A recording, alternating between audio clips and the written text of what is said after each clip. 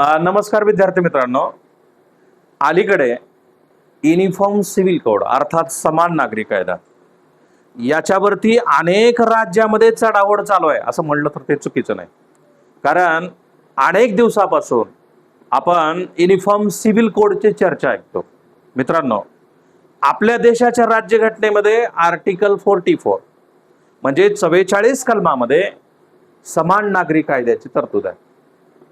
आता मग स्वातंत्र्यानंतर समान नागरी कायदा देशाच्या स्तरावर लागू झालाय का? तर नाही झाला. आता मग हे आर्टिकल 44 मरत असल्यासारखं आहे. आता मग देशाच्या स्तरावर समान नागरी कायदा नसेल, मग राज्याच्या आहे का? तर आहे मित्रांनो. गोवा राज्यामध्ये पोर्तुगाल नागरी संहिता 1867 पासून समान नागरी कायदा आहे. त्यालाच युनिफॉर्म सिव्हिल कोड म्हणायचं, UCC. आता मग मित्रांनो, की हा जो समान नागरी कायदा आहे, हा समान नागरी कायदा आता खरं तर बरेचसे लोक म्हणतात, काय म्हणतात, की समान नागरी कायदा लागू झाला तर रिझर्वेशन बंद होईल. पण मित्रांनो, रिझर्वेशनाचा आणि युनिफॉर्म सिव्हिल कोडचा तीळ मात्र संबंध नाही. का बरं नाही? तर मित्रांनो, की आपल्या देशामध्ये आता जर युनिफॉर्म सिव्हिल कोड लागू झाला तर काय चेंजेस होतील? तर बघा, आपल्या देशामध्ये अनेक धर्म आहेत. जगाच्या पाठीवर जेवढे धर्म आहेत तेवढे एकटे भारतात आहेत. आणि मग अजून सुद्धा आपला देश धार्मिक कायद्यावर चालतो. आता मग धार्मिक कायदे नष्ट करणारं राज्यघटनेत कुठलं आर्टिकल आहे? तर 44 आहे. आता मग गोवा या राज्यामध्ये समान नागरी कायदा आहे. आता मग स्वातंत्र्यानंतर पहिलं स्टेट कोणतं आहे ज्या स्टेटनं समान नागरी कायदा लागू केला आहे ना? स्वातंत्र्याच्या अगोदर गोव्यामध्ये 1867 मध्ये समान नागरी संहिता. दुसरं राज्य आहे उत्तराखंड. मित्रांनो, उत्तराखंड सरकारने 27 जानेवारी 2025 पासून समान नागरी संहिता लागू केली आहे. स्वातंत्र्यानंतर पहिलं राज्य, आणि राज्याचा विचार केला तर दुसरं राज्य, आणि मित्रांनो त्याच्यानंतर तिसरं राज्य आहे ना, स्वातंत्र्यानंतर दुसरं गुजरात. गुजरात राज्यानं युनिफॉर्म सिव्हिल कोड कधी लागू केले मित्रांनो? तर बघा, 24 मार्च 2024 मध्ये. आणि आसामनं सुद्धा, आसाम जे राज्य आहे ना, जे तिसरं राज्य आहे स्वातंत्र्यानंतर आणि क्रमवारी चौथं राज्य, आसाम सरकारनं सुद्धा 27 मे 2026 मध्ये हे बिल पास केले. आणि आता काय झालंय बघा मित्रांनो, तर 4 राज्यामध्ये सध्या समान नागरी संहिता, युनिफॉर्म सिव्हिल कोड. आणि मग पश्चिम बंगाल सरकारनं 2 जुलैला जे ते अधिवेशन झालं ना, पश्चिम बंगाल सरकार, जिथं भाजपची पहिल्यांदा सत्ता आली, शुभेंदू अधिकारी हे CM आहेत, आणि त्यांनी न्यायमूर्ती रंजना देसाई यांच्या अध्यक्षतेखाली सुप्रीम कोर्टाच्या न्यायाधीश 9 जणांची समिती स्थापन केली. आणि मित्रांनो, की आपलं सुद्धा महाराष्ट्राच्या राज्य विधिमंडळाचं पावसाळी अधिवेशन संपन्न झालं जे मुंबईमध्ये. आणि मग महाराष्ट्र सरकारनं सुद्धा, देवेंद्र फडणवीस साहेब CM आहेत, त्यांनी न्यायमूर्ती रंजना देसाई यांच्या अध्यक्षतेखाली 7 जणांची समिती गठीत केली आहे. मित्रांनो, आता मग जर आपण विचार केला, पहिलं गोवा, दुसरं उत्तराखंड, तिसरं गुजरात आणि चौथं आसाम, बंगाल आणि महाराष्ट्र, म्हणजे 5-6 राज्य असे आहेत जिथं आता युनिफॉर्म सिव्हिल कोड लागू होण्याची शक्यता आहे. आता मग स्वातंत्र्यानंतरचा जर आपण विचार केला, उत्तराखंड सरकार असू द्या, गुजरात सरकार असू द्या, आसाम असू द्या, बंगाल असू द्या, महाराष्ट्र असू द्या, तर एक वैशिष्ट्य काय या समान नागरी कायदा संहित्याचं? तर सगळ्याच या राज्याने न्यायमूर्ती रंजना देसाई यांच्या अध्यक्षतेखाली समिती गठीत केली आहे. हे महत्वाचं वैशिष्ट्य. आता मग आपल्या राज्यामध्ये जर समान नागरी कायदा लागू झाला तर काय काय चेंजेस होणार आहेत मित्रांनो? तर बघा, विवाह संस्थेत चेंजेस होणार आहेत, है ना? आता मग विवाह, आता खरं तर डॉक्टर बाबासाहेबांनी हिंदू कोड बिल आणलं 24 फेब्रुवारी 1949 मध्ये, आणि हिंदू महिलांना हिंदू कोड बलाच्या माध्यमातून विवाह असेल, संपत्ती असेल, वारसा हक्क असेल, याच्यामध्ये काही प्रमाणामध्ये है ना ही समानता आली, पण हिंदूंच्या बाबतीत आली. आता मग मुस्लिम समाजामध्ये विवाहाच्या बाबतीत भिन्नता आहे, हिंदू धर्मात विवाहाच्या बाबतीत भिन्नता आहे, है ना?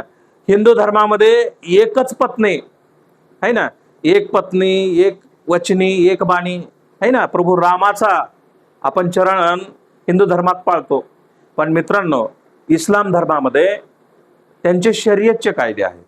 आणि इस्लाम धर्मातला कायदा असं सांगतो, शर्यतचा कायदा, की मुस्लिम पुरुषानं किमान 4 लग्न करायला पाहिजे, आहे ना.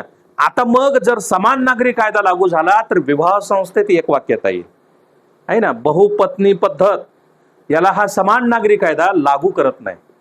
आणि मग विवाहाचं जे काही वय आहे, मुलगी असेल तर 18 वर्ष पूर्ण असायला पाहिजे, मुलगा असेल तर 21 वर्ष पूर्ण असायला पाहिजे. आणि लग्न झाल्याच्या नंतर नोंदणी ही काय करायला पाहिजे मित्रांनो, की 6 महिन्यामध्ये तुम्ही विवाह प्रमाणपत्र काढायला पाहिजे. ग्रामपंचायत, महानगरपालिका, नगर परिषद, आहे ना, नगरपंचायत इथं विवाहाची नोंदणी करणं अपेक्षित आहे.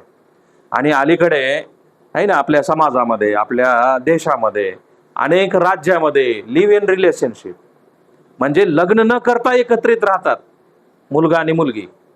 आणि मग बरेचसे वाद निर्माण होतात. आता मग जर तुम्हाला लिव्ह इन रिलेशनशिप मध्ये राहायचं असेल तर त्याची सुद्धा नोंदणी बंधनकारक आहे. न नोंदणी करता जर तुम्ही राहायला लागले तर तिथं मात्र आहे ना कायदा येऊ शकतो मित्रांनो. आणि अजून एक महत्वाचा मुद्दा लक्षात ठेवायचा काय, की विवाह संस्थेत भिन्नता आहे ना. मुस्लिम धर्मात भिन्नता आहे, शर्यतचे कायदे आहेत. हिंदू धर्मात भिन्नता आहे. आता आपल्याकडे मराठवाड्याच्या भागामध्ये की मामा आणि भाची यांच्यात लग्न होतंय. पण मित्रांनो, हरियाणामध्ये जर मामानं भाची सोबत लग्न केलं तर डायरेक्ट खून होतो, आहे ना. विवाह संस्थेत भिन्नता आहे. हिंदूतले विवाह, मुस्लिम समाजातले विवाह याच्यात एक वाक्यता नाहीये. आणि मग युनिफॉर्म सिव्हिल कोडच्या माध्यमातून एक वाक्यता येऊ शकते. दुसरा मुद्दा मित्रांनो, घटस्फोट, तलाक. आता 2019 मध्ये भारतीय संसदेनं तलाक नावाचं विधेयक पास केलं, ज्याच्यावर 4 कोटी महिलांच्या सह्या आहेत. आणि मग या तलाक नावाच्या विधेयकाला जर विरोध कोण करत असेल तर मुस्लिम पुरुष विरोध करत होते. आमचे शर्यत कायदे कुणीही बदलू शकत नाही असं ते म्हणत होते. आणि मग व्हॉट्सअपवर, ट्विटरवर, फेसबुकवर, इंस्टावर आहे ना, तलाक तलाक तलाक म्हणलं की 10 वर्षाचा, 12 वर्षाचा, 5 वर्षाचा संसार बाजूला सरायचा, अशा अघोरी प्रथा आपल्या देशात होत्या. आणि मग समान नागरी कायदा लागू झाला तर तलाक नावा म्हणजे घटस्फोटामध्ये एक वाक्यता येईल. अनेक धर्मामध्ये आहे ना, आता खरं तर ख्रिश्चन समाजामध्ये एका पंथामध्ये घटस्फोट आहे आणि दुसऱ्या पंथामध्ये घटस्फोट मान्य नाही, आहे ना. आणि मग युनिफॉर्म सिव्हिल कोडच्या माध्यमातून त्याच्यामध्ये सुद्धा एक वाक्यता येईल. घटस्फोट झाल्याच्या नंतर पोटगी द्यावी का नाही याच्यावरून सुद्धा वाद निर्माण होतात. आणि मग याच्यावर कितीतरी प्रसिद्ध खटले आपल्याला अभ्यासता येतात, आहे ना. 1985चा शहाबानोचा खटला जो प्रसिद्ध आहे देशाच्या इतिहासामध्ये. सरला मुदगल अध्यक्ष कल्याणी विरुद्ध भारतीय संघ जो खटला 1995 मध्ये झाला, आहे ना. या पोटगीच्या संदर्भामध्ये वारसा हक्क, आहे ना, म्हणजे मुलगा आणि मुलगी याच्यात भेद न करता जसं मुलाला समान हक्क वडिलाच्या प्रॉपर्टीतला असायला पाहिजे तसं मुलींना सुद्धा असला पाहिजे. युनिफॉर्म सिव्हिल कोड हे सांगते मित्रांनो. आणि मग एखादं मूल तुम्ही दत्तक घेताय, आहे ना, सरोगशीच्या माध्यमातून एखादं मूल आहे ना झालंय किंवा जैविक जे काही मुलं आहेत तर बालमत्तेमध्ये त्यांच्या नावावर होत असताना कुठलाच भेद होत नाही हे सांगतं युनिफॉर्म सिव्हिल कोड, समान नागरी कायदा. आणि मग मित्रांनो, की अशा पद्धतीनं हे जे समान नागरी संहिता आहे याच्यासाठी महाराष्ट्र सरकारनं अलीकडे 7 जणांची समिती न्यायमूर्ती रंजना देसाई यांच्या अध्यक्षतेखाली निर्माण केली आहे. आणि मग ह्याच्यावर समान नागरी कायदा संहित्यावर स्पर्धा परीक्षेला या पद्धतीनं प्रश्न विचारले जातात. अजून भरपूर नॉलेज या युनिफॉर्म सिव्हिल कोडवर आपल्याला देता येते. आणि मग मित्रांनो, या पद्धतीनं स्पर्धा परीक्षेच्या दृष्टीनं समान नागरी संहिता काय, UCC काय, युनिफॉर्म सिव्हिल कोड काय आणि आर्टिकल 44 काय याच्यावर आपण या पद्धतीनं भाष्य केलं. मित्रांनो, इथंच थांबू, नवीन भागामध्ये पुन्हा भेटू. तोपर्यंत थँक्यू, धन्यवाद.